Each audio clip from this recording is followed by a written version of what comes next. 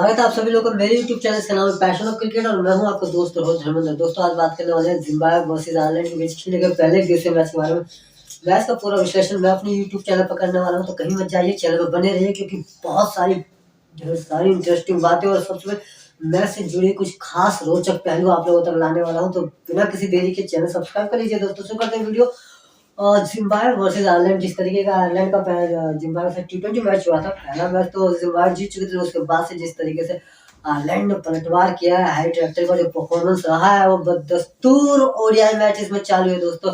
और ये एक आयरलैंड टीम ने पिछले तकरीबन 6 से 7 महीने में जिस तरीके का परफॉर्मेंस दिया है ना इंटरनेशनल मैचेस में, दैट वाज फिनोमिनल। वो अपने कद को दिन प्रतिदिन ऊपर उठाती जा रही है, चाहे वो टेस्ट ओडीआई मैचेस हो चाहे T20 मैचेस हो। परफॉर्मेंस बहुत शानदार है और ये दिखता है बावलिन बहुत बढ़िया तरीके से कैप्टनसी कर रहे हैं। और एक शतक के बारे में पूरी चर्चा करने वाला हूँ। हैरी ट्रैक्टर जो पार्टनरशिप हुई है जिम्बाब्वे टॉस जीत के पहले गेंदबाजी, जिम्बाब्वे की गेंदबाजी में हम जानते हैं जिस तरीके की उनकी गेंदबाजी है। सिकंदर रजा है जो उनका ट्रम्प कार्ड है, रेयान बुल उनका ट्रम्प कार्ड है, इवांस है और नैची है, कुछ ऐसे गेंदबाज है जोंगवे जो उनके लिए मैं ये कह सकता हूँ कि एक आई थिंक बूस्टर का काम करते हैं जिम्बाब्वे टीम के लिए। जिम्बाब्वे टीम अगर अपने घरेलू झगड़ों से निपट पाया तो जिम्बाब्वे किसी स्तर की टीम हो पाएगी। मैंने सुना है आई थिंक समवेयर 96-7 में जिम्बाब्वे टीम वर्ल्ड क्लास टीमों से लड़ने का मादा रखती थी। उनकी टीम में Murray Goodwin, Johnson, Andy Flower, Grant Flower, Paul Sterling बंधु, पॉल स्टर्लिंग, ब्रायन स्टर्लिंग, दो बंधु होते वो आलिस्टर कैम्पबेल। वो खिलाड़ी थे यार कि वो कहते थे कि वो खिलाड़ी उस दौरान के समकालीन क्रिकेट खेलने वाले देशों के बराबरी थे। उस समय जो इंडिया, ऑस्ट्रेलिया या पाकिस्तान, वेस्ट इंडीज की टीमें थी उनमें जो बेहतरीन प्लेयर थे उनकी तुलना उत्मक स्थिति में ये खिलाड़ी थे। और आज जिम्बाब्वे का हश्र देख के मुझे विश्वास नहीं होता वाकई में जिम्बाब्वे टीम ऐसी कभी रही होगी, लेकिन ये सच है। स्टार्ट स्टर्लिंग और स्टेफन डेलने, जैसा कि स्टर्लिंग के बारे में सभी जानते हैं, अच्छा खेलते हैं।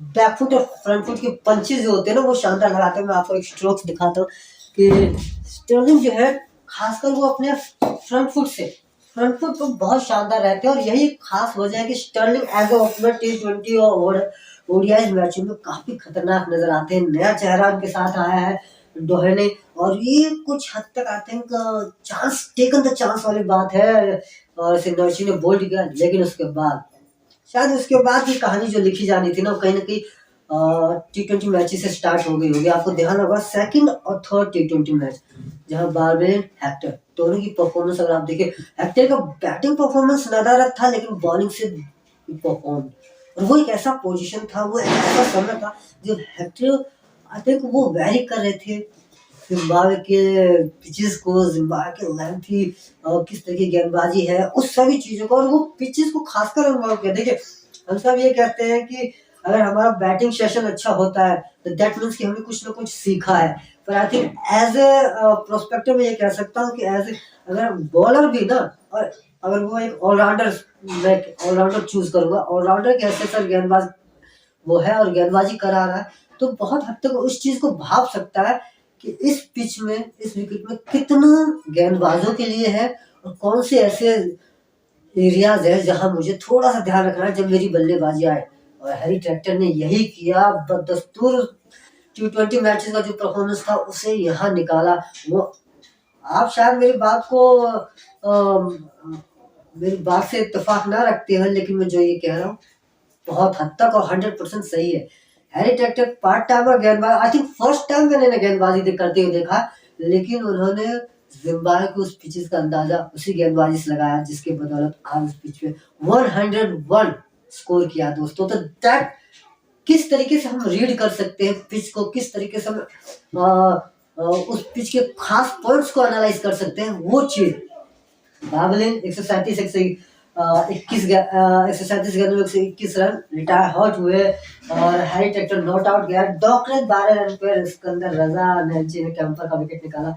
लेकिन क्या कहीं ना कहीं इसको स्कोर देखिए 288 का स्कोर बनाया है Ireland, that was not enough, क्योंकि जिस तरीके का स्टार्ट रहा उसके अकॉर्डिंग मैं ये कहूँगा कि ये जो काफी अच्छा स्कोर नहीं था, क्योंकि जब पार्टनरशिप बिल्डअप हो रही थी और जब 2 विकेटों के बाद जब तीसरी विकेट का पतन हुआ, तकरीबन तकरीबन 250 रन की पार्टनरशिप हुई और it took I think 37 over, 6 run प्रति ओवर के हिसाब से पार्टनरशिप हुई है। 37 ओवरों में 250 रन की पार्टनरशिप, दैट मीन कि 45 ओवर में तीसरी विकेट गिरी है और ये तीसरी विकेट 254 पे गिरी है। और उसके बाद अगले 5 ओवरों में केवल 30 रन बने हैं, 30 या 35 रन। आई थिंक अगले 5 ओवर में 50 रन मिलने चाहिए थे, लेकिन वहां तीसरी विकेट गिरी, रिटायर हर्ट हुआ, उसके बाद एक और विकेट आई। दैट मीन्स कि बहुत कुछ कंक्लूजन वहां निकला, बहुत कुछ डिस्ट्रॉय हुआ आयरलैंड टीम का, जहां से जो निकल के आ सकती थी, जो बड़ा टारगेट मिल सकता था, अबाउट 300 हो सकता था, वो नहीं हुआ। और यहाँ पे जिम्बाब्वे टीम का एक प्लस पॉइंट रहा कि उसने उस खास पोजीशन पर जहां विकेट मिली, जहां वो बाद में रिटायर हुए, वहां उसने अपने आप को संभाला, वहां उसने सिचुएशन को थोड़ा कंट्रोल किया। और लास्ट ओवर में केवल लास्ट के 5 ओवर में 30 रन दिए। आई थिंक जो 45 ओवर तक वो मैच तकरीबन अपनी पकड़ से बाहर कर चुकी थी, लास्ट के 5 ओवर उसने मैच में पकड़ बनाया। और यही एक खास एक मैं कह सकता हूँ टीम यूनिट का यही फर्क होता है, अच्छा कैप्टन। और जरूरी नहीं है कि आप में तजुर्बा ज्यादा है, आपने ज्यादा मैचों में कप्तानी की है, that's why you are the good captain. आप सिचुएशन को किस तरह एनालाइज करते हो, मैच दर मैच आप एक मैच में कितने सेशन डिवाइड करते हो, फिर और सबसे बड़ी बात, जब आपका फेस खराब चल रहा है तब उस फेस को किस तरह से डिवाइड करके उससे शॉर्ट आउट करने की कोशिश करते हो। ये कुछ चीजें हैं जो एक कप्तान को बेहतर और अलग बनाती है। कैप्टनसी हर कोई कर सकता है, मैं भी कर सकता हूँ। I think I was the best captain in my street playing team. मैं अपने गली मोहल्ले में बेहतरीन कैप्टन हूँ, लेकिन इसका मतलब चीजें किस तरीके से एनालाइज की जा सकती है। 10 ओवर इनसे कराने, 10 ओवर इनसे कराने, 10 उनसे कराने, कोई करा सकता है, लेकिन उसको रोटेट, सामने वाली टीम की क्या कमियां हैं, आपकी टीम की क्या प्लस पॉइंट है। हम लोग ये बात करते हैं कि सामने वाली टीम में क्या प्लस पॉइंट है और आपकी क्या कमियां, हमको उसको सॉर्ट आउट करना। पर मैं कहता हूँ सामने वाली टीम में क्या कमी है और मेरे में क्या प्लस पॉइंट है, मुझे उसको सॉर्ट आउट करना है। ये कुछ खास चीजें हैं जिसे हमें अपने आप को बेहतरीन करने की कोशिश, और एक कप्तान अलग जब ही बनता है कि वो कुछ भी नहीं है उसमें से बहुत कुछ निकाल ले। बहरहाल 289 रन का टारगेट जिम्बाब्वे को मिला, लेकिन उसी समय बारिश का खलल हुआ और टारगेट 37 ओवर में कर दिया गया। ये जिम्बाब्वे के लिए दैट वाज आई थिंक बहुत ही बहुत ज्यादा, तकरीबन ये 37 और 251 रन का टारगेट दिया गया, 51 के आसपास का टारगेट जिम्बाब्वे को दिया गया तक 37 ओवर में, जो कि काफी नहीं था। और यहाँ जिम्बाब्वे अभी अभी रिसेंटली ये मैच 3 विकेट से हार चुकी है डकवर्थ लुईस की वजह से। जिम्बाब्वे की बल्लेबाजी की थोड़ी चर्चा कर लेते हैं। देखिए, जिम्बाब्वे ने 214 रन 7 विकेट में बनाए हैं और 37 ओवर के अंदर का, यानी 13 ओवर बचे थे, तकरीबन 60 से 70 रन अमूमन हम कह सकते हैं कि चाहिए थे, 75 रन दिया। 75 रन 13 ओवर में 83 में 78 इजिली वो अचीवेबल हो सकता था। लास्ट की जो 1-2 विकेट गिरी है बिकॉज दैट की ओवर कम है, बॉल माइटी बॉल्स बची हुई है ऑन द फिंगर काउंट्स, और आपको उस पर तकरीबन 37 रन बनाने हैं, तो वहां विकेट जाना स्वाभाविक है। मदरवे और क्यावा ने स्टार्ट किया, मदरवे 2 रन, मैं पहले भी कह चुका हूँ, मदरवे क्यावा क्यों, आखिर क्या ऐसी खास बात है कि आप इनको धो रहे हो और एक टीम को खराब कर रहे हो। सही में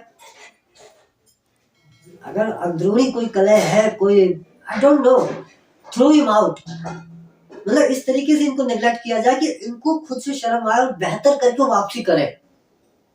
जब तक इन्हें अपने अंदर का आप होता ना, कभी कभी किसी चीज को बिना ठोकर खाए उसे संभला कैसे जाता है, चला कैसे जाता है, नहीं आता है, वो कहानी इन दोनों के साथ होनी चाहिए।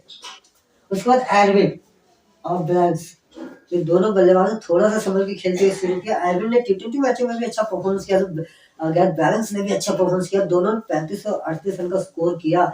लेकिन और उसके बाद से सिकंदर रजा आते हैं 43, रियान बोल 59, और ये जो मेन स्तंभ है सिकंदर रजा, रियान बोल, विलियमसन इस मैच में नहीं दिखाई दिए।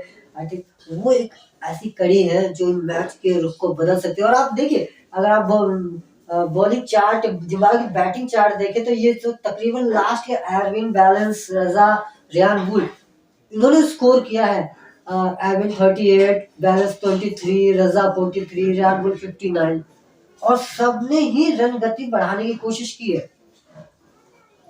उन्हें सिचुएशन और लास्ट में आके जब जिस तरह से रियान बुल ने बल्लेबाजी 41 गेंदों में 59 रन, लेकिन ओवर सिचुएशन जो था डकवर्थ लुईस की वजह से कि 13 ओवर काटे गए और रन कम किए गए, तकरीबन सिर्फ आई थिंक 37 के आसपास रन कम किए गए, तो वो कहीं ना कहीं आपको पूरी तरह से झकझोर के रख देता है। जिम्बाब्वे ने बल्लेबाजी अच्छी की और ये पूरे 50 ओवर का मैच होता था, mighty Zimbabwe on the upper side, upper hand होती, इस चीज का बहुत हद तक फायदा होता है। और बात कर ले आयरलैंड की गेंदबाजी के, माँ कनार 8 ओवर में 40 रन दिए, 2 विकेटें निकाली उन्होंने, और हमको 2 विकेट मिली, बाकी किसी गेंदबाज को कोई विकेट नहीं मिली। एक आध इक्का दुक्का विकेट आपका वेटेल को मिली है और एक विकेट आपका हैरी ट्रैक्टर को मिली है जो 101 रन विकेट।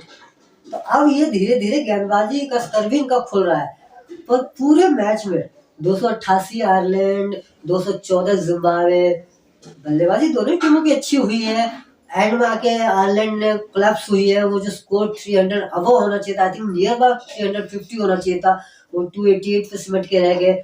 जिम्बाब्वे का जो ओपनिंग स्लॉट था, चाहे वो मदरवे किया कि पार्टनरशिप जो कुछ भी नहीं थी, उसके बाद एयरविंग बैलेंस का स्कोर रहा, उसके बाद रियान बुल, सिकंदर रजा ने जो परफॉर्मेंस की, अगर ये क्या पूरे ओवर खेलती तो जिम्बाब्वे टीम से जीत सकती थी। तो कहीं ना कहीं सोच की कमी है, कहीं ना कहीं वो स्टार्ट जो I think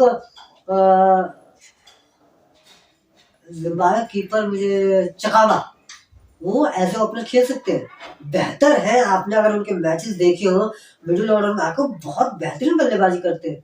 I don't know why he is out. Chakabva को ओपनिंग कर सकते हैं, विलियमसन को क्यों बाहर कर रखा है, बहुत शानदार प्लेयर है, आप उनको मौका दीजिए। मतलब विलियमसन भी मैंने कई मैचेस में देखे परफॉर्म नहीं करते, लेकिन उसके साथ क्या आपको मौका मिलता है, विलियमसन गेंदबाज भी कर सकते हैं, गेंदबाजी कर सकते हैं।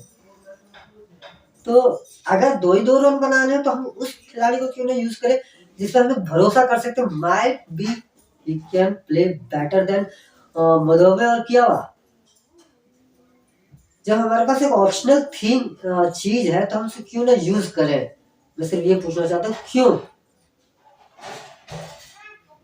ये बहुत बड़ी चीज है। तो जिम्बाब्वे क्रिकेट का जो हाशिया जा रहा है, जिस हाशिए में जिम्बाब्वे क्रिकेट जा रही है, उसके लिए क्रिकेट बोर्ड, वहाँ का मैनेजमेंट और थर्ड पार्टी, ये ऑल नो थर्ड पार्टी, क्योंकि वहाँ कुछ इश्यूज है गवर्नमेंट वर्सेस बोर्ड के बीच में। They are something not happening because some type of, ना आप सभी जानते होंगे उस चीज के बारे में।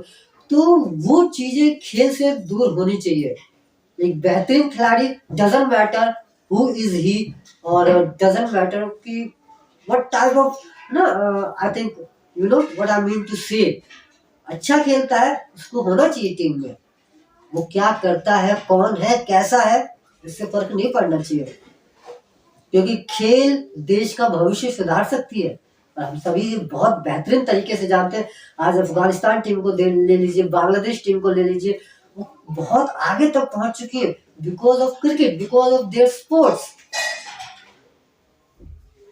कभी कभी मैच का एनालिसिस करते करते, क्योंकि एक बढ़िया मैच हो सकता है, जिम्बाब्वे अच्छा खेल रही है इस मैच में, मैं देखता हूँ तो जिम्बाब्वे आयरलैंड से बेहतरीन खेली है, बिकॉज ऑफ दैट की ओपनिंग पार्टनरशिप और वो ओवर रिड्यूस किए गए, उसकी वजह से हार का सामना करना। अदरवाइज 99% जिम्बाब्वे इस मैच को जीत सकती थी, क्योंकि आयरलैंड की गेंदबाजी उस तरह की नहीं लग रही, चाहे लिटिल की गेंदबाजी हो, चाहे ट्रैक्टर के 1 विकेट है, मैकब्रायन ने 7 ओवर में 38 रन दिए, कूटिस कैम्पर 3 ओवर में 18 रन। तो बेहतरीन तरीके से कौन खेला, इसके लिए कौन इस बेहतरीन तरीके से खेलने का एनालिसिस कौन करेगा, और उसमें क्या कमी रही जिम्बाब्वे की टीम में, वो भी तो देखना होगा ना। तो दोस्तों, मेरे द्वारा किया गया विश्लेषण आप लोगों को कैसा लगा, जो कमेंट करके बताएगा। कमेंट करने के लिए कमेंट सेक्शन या सोशल वेबसाइट पर जा सकते हैं, जिसके लिंक आपको वीडियो पे चलते हुए दिखाई देंगे। खुश रहिए, सुरक्षित रहिए, अपने और अपने परिवार का ध्यान रखिए। Thank you so much.